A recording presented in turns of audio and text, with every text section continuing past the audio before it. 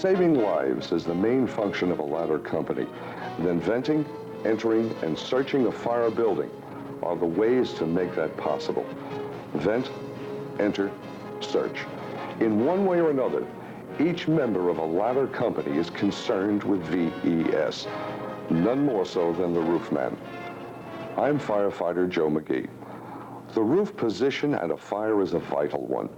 By providing upward ventilation, the roofman creates an avenue through which heat, smoke, and gases within a building can rise and get out. The benefits from this are substantial. Not only does it allow firefighters within the building to see better and to operate more efficiently, but occupants will have a better chance to escape, and the survival time for unconscious or trapped victims will be increased. In addition, good venting will make the roofman's job easier, because after venting, he must enter and search the building, VES. But before getting into the specifics of the roof position, the ways and means to get to a roof, and what to do once there, a few general observations are in order. If you're the roofman, take the extra time when you arrive at a fire to size up the situation. For example, are you the first arriving roofman? Where in the building is the fire? Front, rear, near the roof? Is there an adjoining building? The answer to these questions will allow you to make some of the decisions the roofman's job requires. Next, communications. Although the roofman works largely by himself, he's not entirely alone. There's always the handy-talkie. Use it, not only to tell others of your progress and your findings, but to let the officer know about problems you may be having. What are they? Where are they? What are your intentions? Don't be afraid to use the handy-talkie, but when you do, be clear, brief, and to the point. To go over the basics of roof work, Lieutenant Jay Tavallero is here. He worked in Ladder 102 in Bed-Stuy. And John McKernan from Ladder 14 in Harlem is out in the field. John, are you all set to go from out there? Yes, Joe, I can read you loud and clear. John will be standing by, and during the program, he'll be able to demonstrate some of the features under discussion. In addition, as an experienced roofman, he'll be lending his own expertise. Lou, let's start with tenements, which include the common non-fireproof apartment house. It's a good place to start, Joe, since they can be found all over the city. What are the tools to be taken by the roofman? For this type of building, we'll take a 6-foot hook, Halligan tool, and a flashlight. Also, 2 ropes, a utility rope and a life-saving rope. If the roofman does not have his personal harness, he must take the Atlas life belt to the roof. If you're new to the company, detailed or overtime, know where the tools are located at the start of the tour. By that I mean not only those mentioned, but also at least the saw, the portable ladders, and any special or unique tools. Okay. Lou, how about the size up at a tenement? What elements should be included? Actually, your size-up starts in the firehouse with the receipt of the alarm. The teleprint information could include the building's dimensions along with the type of building. For example, non-fireproof, fireproof. Or even if people are trapped, and also if you are first or second through truck. There's a possibility it could be just a box alarm with no information. Next, during your response, any information transmitted by the dispatcher will be passed along to you by the officer. So there's a good chance you might have a picture of the situation before you arrive. And there's also a possibility it could be totally wrong. So you must remain flexible. When you get there, do a size up to confirm your information and add to it. What do you have? Old law tenement, a new law tenement, or an apartment house? How many stories are there? How near to the roof is the fire? Which way is the wind blowing? Take note of the windows. If they're thermopane, venting may be a problem. Thermopane windows have 2 layers of glass. Now, plan your way to the roof. Where, if any, are the fire escapes? Can trapped people be seen? Which means the area ladder or the bucket cannot be counted on as a way to the roof. It may be used for rescue.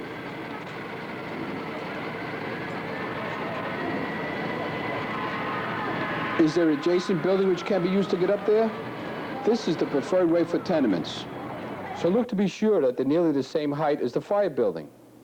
If it's much higher or lower, will not be the way to go. Also, note any unusual features, such as fences or wire on the roof. This could block your movement onto the roof of the fire building. If you decide not to use the adjacent building, your next choice is the aerial ladder or the tower ladder. If that's being used to make a rescue, you must use the rear fire escape. At tenement fires, if there is a rear fire escape, use it as your third choice to the roof. If possible, get to it from an exterior, perhaps by going through an alley. If not, go through one of the apartments in the fire building. An apartment below the fire, and preferably one that is not in the same line as the fire apartment.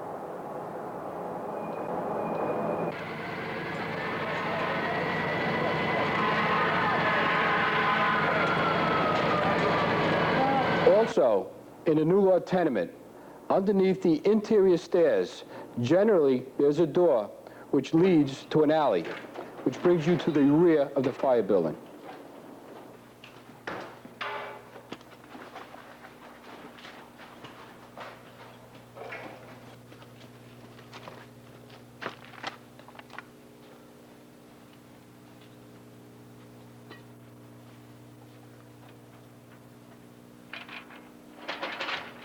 New law tenement. What's a good way for a roofman to know if a building is a new law tenement? Generally, if there are more than 4 windows across the front per floor, it's a new law tenement. So those are the 3 choices in getting to the roof of a fire building. An adjacent building, the aerial or tower ladder, and finally, the fire escape. Joe, I'd like to add something. Remember, never use the interior stairs to get to the roof. It could become filled with heat and smoke, and you could become a casualty. Good point, John. What else do you have for us? Vacant building.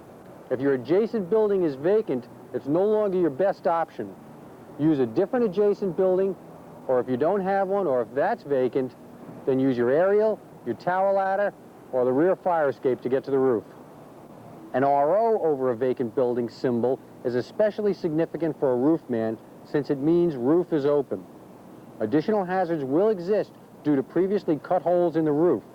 Once the roofman gets to the roof, he may find that the roof has already been vented.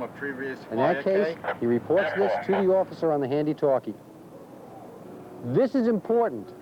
The vacant building symbol is only a guideline. The actual conditions found in the building may be far worse than the symbol indicates. Okay, John. Lou, let's back up a minute and assume that the roofman has made a size-up and conditions look right for him to go up through the adjoining building. Which is choice 1. What if he were to find that the bulkhead door was impossible to open? That would be rare, but it could happen. Communicate to your officer the reason for delay, then get to the rear fire escape through an apartment, then to the roof.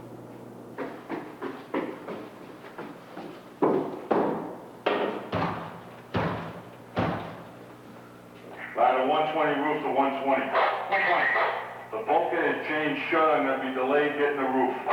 F4.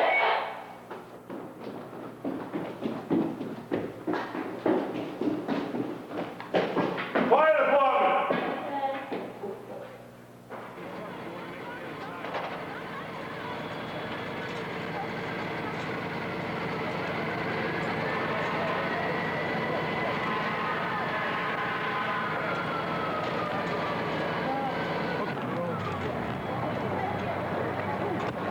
Since the roofman carries a fair amount of equipment, steady, purposeful progress is the key to getting up there.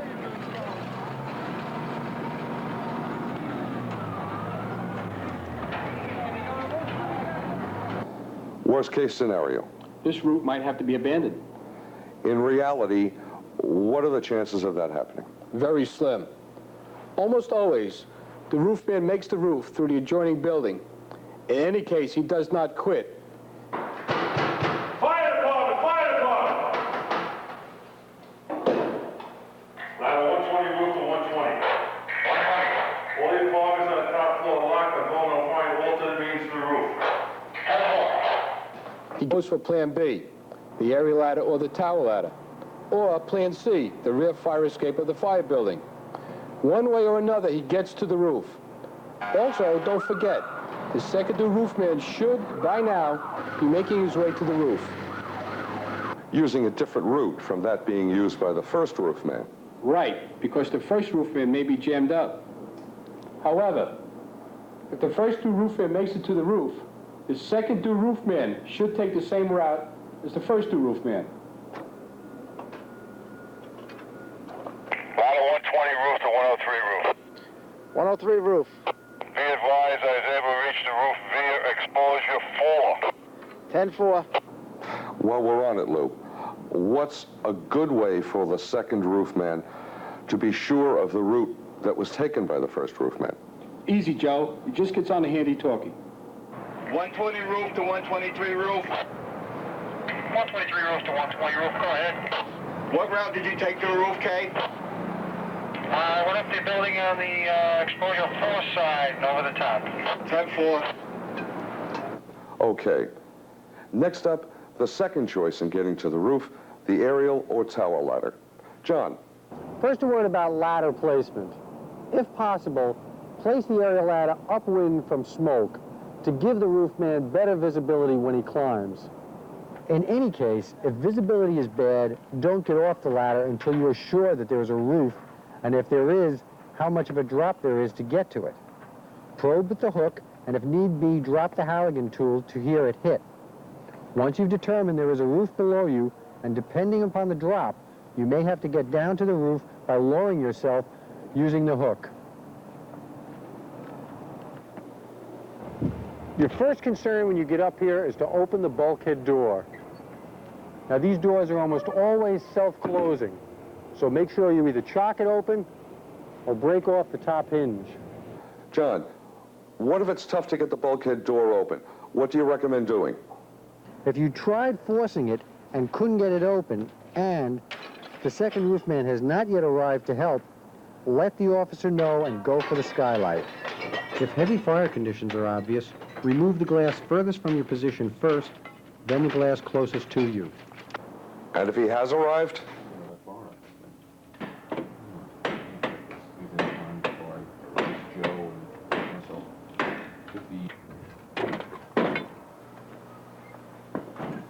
Search just inside. An occupant may have tried to escape to the roof and did not make it. Remember the RO symbol that we mentioned earlier? Well, you would expect to see that on the bulkhead over here, and also downstairs by the front entrance and the side entrance, along with the vacant building symbol.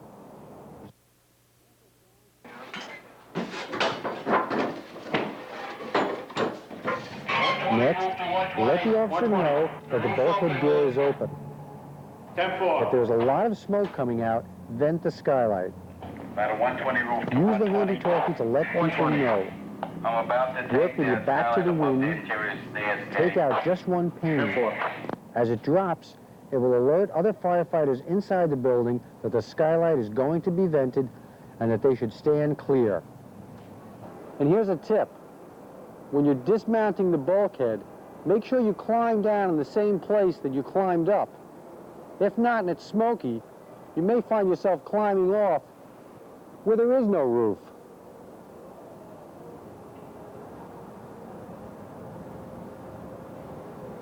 Okay, now you're ready to begin collecting info for your roof report. This is a very important part of your job. It's the only radio communication that you'll make that requires an acknowledgement. You give your report to the chief or the officer in charge. Of course, everyone else who has a radio will be benefiting from what you're seeing up here. Check down the sides, down air shafts. You're concerned with two major areas. Victims, can you see anyone who needs our help? And fire conditions. Where can you see fire and smoke? Not only in the fire building itself, but in exposures as well. Try to give a brief word picture of what it is you're seeing. After all, you're in the best spot to see what's happening around the exterior of the building. Ladder 120 roof to the 3-4 battalion. 3-4, Kay. We have fire pouring out the rear 3 windows on the top floor, Kay. 3-4, 10-4. A good tip when describing roof conditions is to use the terms front and rear, side 2 and side 4 when you're describing the fire building. The word exposure should only be used in reference to adjoining buildings. Open up other shaft coverings on the roof. If no smoke comes out, probe down inside with the hook to be sure they're clear. Okay, by this time you should have been joined by the other roofman who would have been helping you. Together, go down the fire escape to begin searching and venting from the top down to the floor above the fire. 20 roof to 120? Yeah, well, go ahead. Well, we're going down the rear fire escape to make the top floor search with the second to roof man. 120 roof, 10 floor. If there is a gooseneck ladder, check it for stability and any missing steps. When using fire escapes, always face the steps for stability and safety. If conditions demand that you initiate a search alone, notify your officer. If you do not receive an acknowledgement or your handy-talkie is not working, do not attempt to enter a hazardous area alone. Probe for victims just inside the window and to be sure there's a floor that can hold you.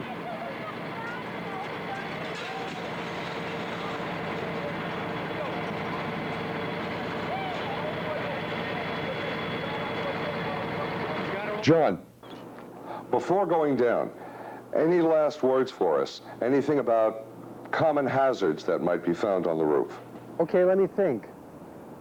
Watch out for clotheslines or low-hanging wires. Also, open shafts. Assume that a turned-over cover means that there is an open shaft nearby. Tarred-over patches, which can be spotted because they don't quite match the rest of the roof. They might indicate a lack of support underneath. Avoid them. Also, when crossing from one building to another, when visibility is bad, use the front of the roof to cross because the depths of the buildings may vary. Lou, can you think of anything else? Not about hazards on a roof, Joe, but something else. To emphasize what John said about going down a rear fire escape, it's definitely the way to go. The interior stairs should be avoided. Maybe when the bulkhead was open, there was only a little smoke coming out. It might have seemed an easy way to get downstairs.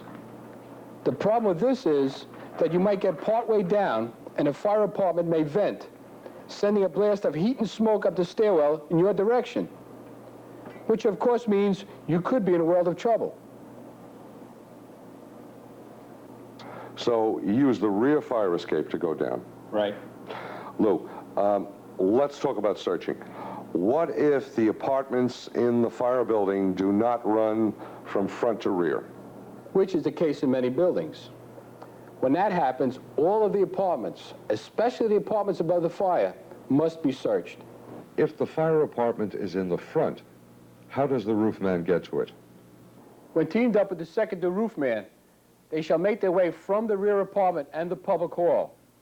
To assure the door does not lock behind them, they should chock it open. Should the halls be searched? Definitely. And if a victim is found? Anytime you find a victim, alert your officer and the chief. Remove the victim to a safe area. Start first aid or CPR.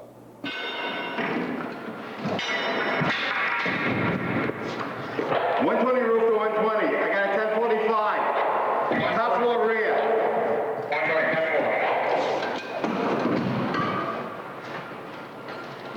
Should a roofman continue on? Only after being relieved. Then continue your search. There may be more victims. Work until you've linked up with the other truck company. Then inform them of any areas that you have not searched and still require searching. I just completed the search of the rear two apartments. We get the front. Then the roofman joins his company. Right. Before going on to brownstones and row frames, John, is there anything that you would like to add? If it is a top floor fire, stay on the roof and vent windows using the hook or Halligan tool tied to a rope.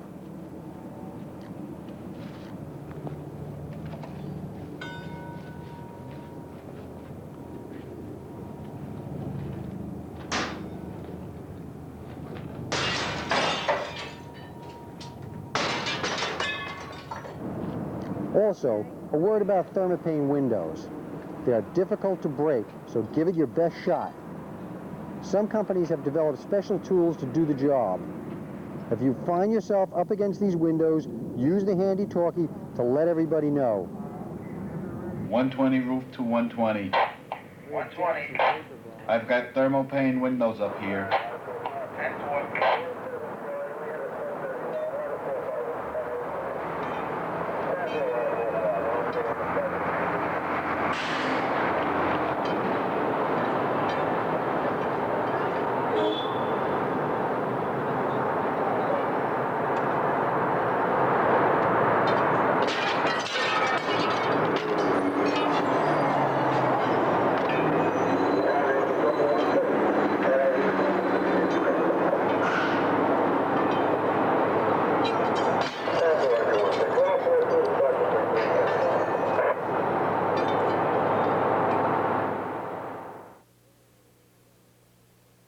Next up, row frames and brownstones. Why are these two different types of buildings, constructed of different materials, treated in the same fashion as far as fire strategy is concerned? Because they share a great many construction features, both occupy whole or part of city blocks. Often, they'll be of the same height, width, and depth. And much of the interior arrangements is similar in both. As far as the roofman is concerned, And open interior stairs connect the main floor to the upper floors. Also, an iron ladder leads from the top floor to the roof. no bulkhead. For the most part, there is no bulkhead. There is a scuttle cover on the roof.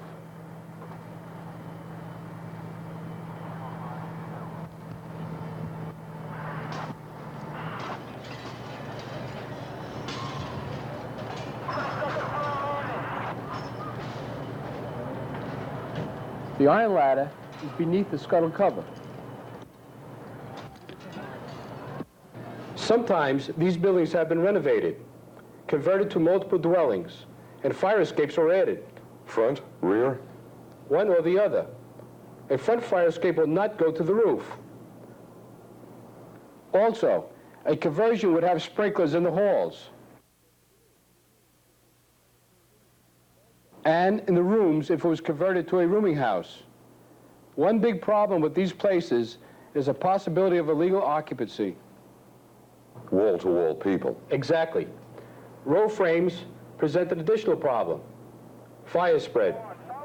Sometimes a common cockloft can run a whole block.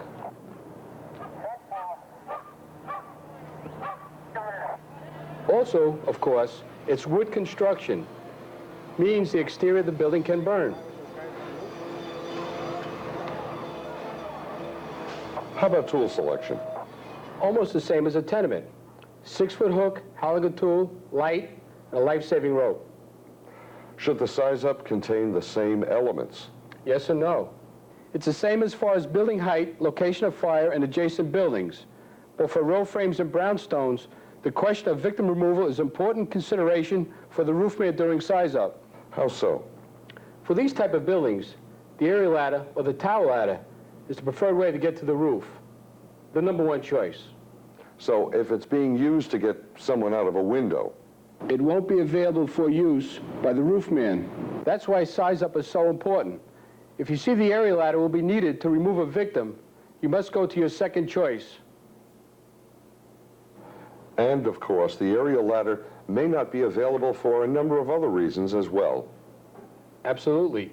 Trees, overhead wires, a number of things can prevent its use. Which leaves Plan B. Right. The adjoining building. Access through the adjoining building could be difficult in brownstones and row frames because forcible entry may be needed to get in. That takes time.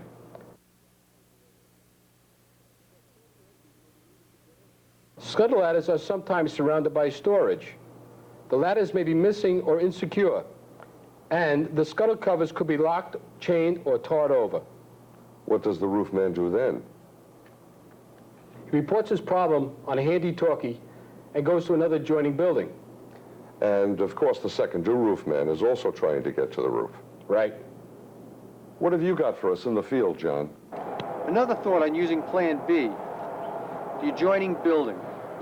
In row frames, because of the possibility of quickly spreading fire in common cocklofts, roofmen should go at least 2 buildings away from the fire building to get to the roof, especially if there's a top floor fire. But not for a brownstone. Because of its construction, a brownstone is generally considered a 1-building fire. This can be seen by this parapet wall that runs from the rear of the building all the way up to the front. This division wall does a lot to prevent the horizontal spread of fire. There's also a parapet on the front, but none in the rear. And row frames? No rear parapet walls. Row frames and brownstones have no rear parapet walls. And another problem, the roofs slope, generally towards the rear. Some buildings have peaked roofs which could change the slope to almost any direction. That's a danger if there's ice on the roof. And in the rear of the building, you could also have a Yankee gutter extending out over the back. This feature is deceptive and dangerous. You might think it's a solid part of the roof that can hold you. Don't count on it. What does the roofman do then? Because most row frames and brownstones do not have rear fire escapes. He comes back here first to check for trapped occupants by looking and listening. Also look into courtyards and shafts. If you see anyone, contact your officer and give the exact location. Stay there. Calm the victim. Set up for a life-saving roof rope rescue. It will be needed if the forcible entry team can't reach the victim from the inside and the portable ladder from the rear is not successful. Remember, a rope rescue is not to be undertaken by one firefighter. No single slide rescues. If there are no victims, the scuttle cover is removed. If light smoke shows, it means the door below is probably closed. The roofman must try to open the door with his hook. Do not get down the scuttle ladder to open this door. It could be a trap. Notice that the roofman keeps his head and body off to the side. Next, the skylight is opened. Except, sometimes the skylight is open before the scuttle cover comes off. Right. If it's a heavy smoke condition, open the skylight first. Basically, it's a judgment call by the roofman, because the skylight is directly over the interior stairs. Make sure that the draft stop is also sufficiently removed to provide good ventilation. Some of these roofs can have more than one skylight up there. What's a good way for a roofman to know which skylight would be over the stairs? Almost always, it would be the biggest one. Okay.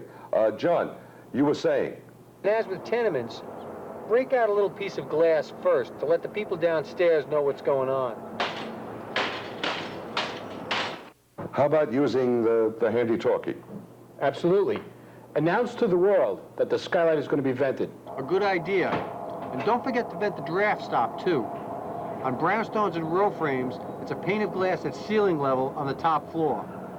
Also, at row frame top floor fires, the returns must be opened to check for the presence of fire in the cockloft.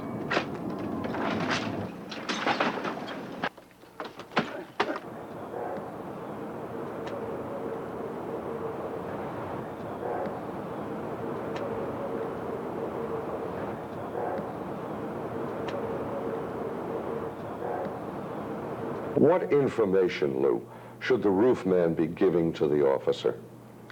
I would like to know if there are any people trapped in the rear. Also, when the roof is vented. If any fire enters the cockloft in a row frame building, the roofman should notify the officer in command immediately. If there are victims in the rear, what should the roofman do? Stay there. Calm the victim. Set up for a life-saving rope rescue. It will be needed if the forcible entry team cannot reach the victim from the inside. Lou, let's stop for a moment, back up. Say there are no victims, and it's a brownstone. Very unlikely, but this brownstone has a rear fire escape. What would the roofman do? That's easy, Joe. He will go down the rear fire escape and search the top floor with the second-due roofman. And for row frames? Row frames, he'll do the same, except for a top floor fire. If there's a top floor fire, he shall remain on the roof and inform the officer in command if fire enters the cockloft. Because of that very rapid fire spread that could be expected in a row frame. Exactly.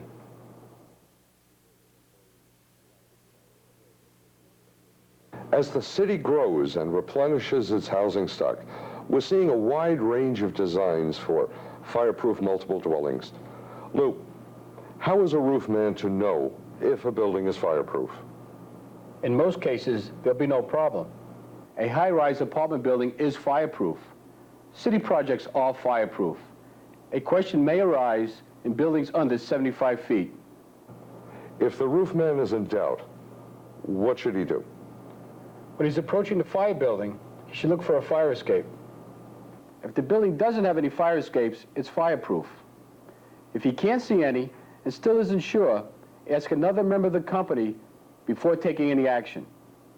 Fireproof multiple dwellings vary in height anywhere from 4 to more than 40 stories. Does this fact make size-up more difficult? From my experience, I found it helpful to think of fireproof multiple dwellings as two different types. One is the shorter, under 75 feet, 4 to 6 story type. The other is the high-rise apartment type.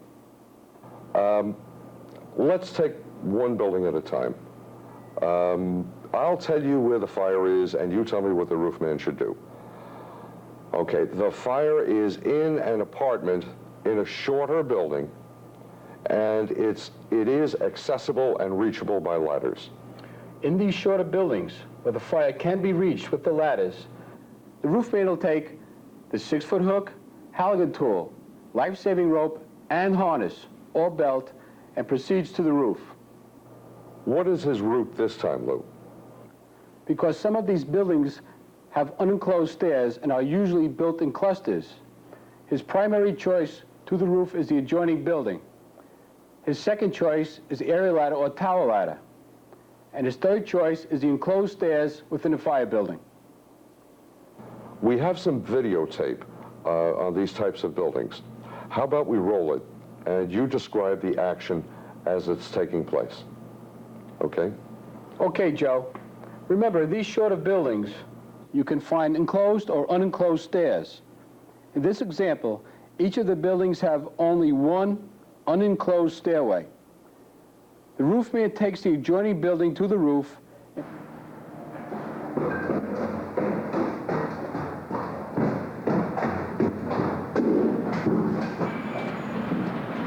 and crosses over the roof to vent the bulkhead of the fire building.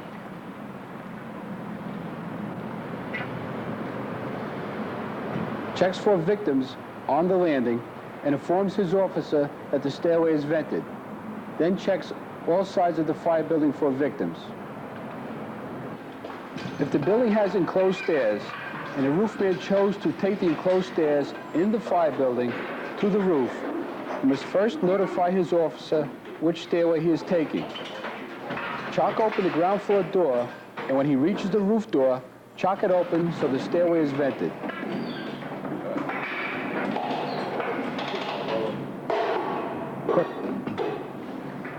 If the building has 2 stairways, you have to chock open the roof door to the other stairway.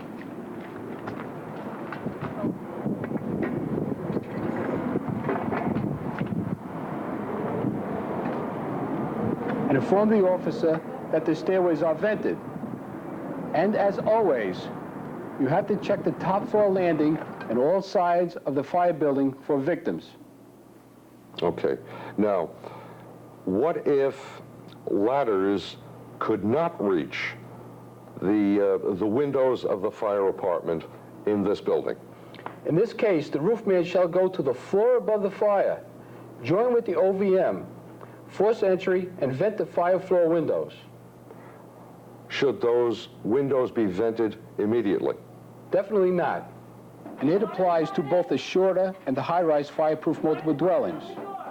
Before venting the fire apartment windows, chock open the apartment door above the fire apartment. Then open the windows for 2 reasons: to check for any victims in the windows on the fire floor, and to simulate the same wind conditions that are affecting the fire apartment. You must notify your officer of any adverse wind effects and if it exists. Wait until he gives you the order to vent the fire apartment windows. If not, you can vent the fire apartment windows as soon as it is appropriate. Okay, let's stick with the same scenario. Ladders still cannot reach the fire apartment windows, but this time it's a high-rise, fireproof multiple dwelling. What does the roof man do? If the fire is not within proximity of the roof, he does the same thing as in the shorter buildings. Get to the floor above the fire. The only difference is the route. He takes the elevator to just below the fire. Then he notifies his officer which enclosed stairway he is taking to the floor above the fire. Okay, Lou. Same high-rise, but this time the fire is on a lower floor and it can be reached by ladders. What does the roof man do? The roof man will have to go to the floor above the fire with his tools for VES. Okay. I think we've covered just about everything, except how about if the fire was on an upper floor in close proximity to the roof? What about that one? A fire within close proximity to the roof man shall take the elevator to the floor below the fire. Notify his officer which stairway he is taking to the roof. But when he gets there, chalk open the bulkhead door.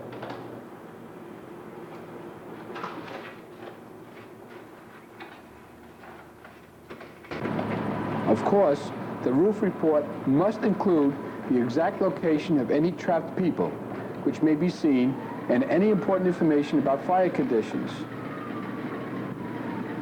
All bulkhead doors should be opened.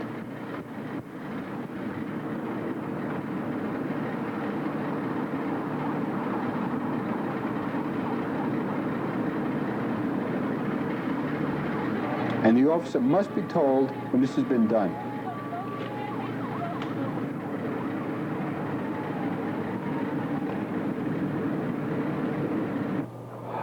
Okay, Lou. Just how important is communications at one of these jobs? Communications is very important. The roof man must communicate his position to his officer, because at times he will be operating in a very precarious position. Also, the officer in charge cannot see much of the operation and is depending on the roof man for precise reports.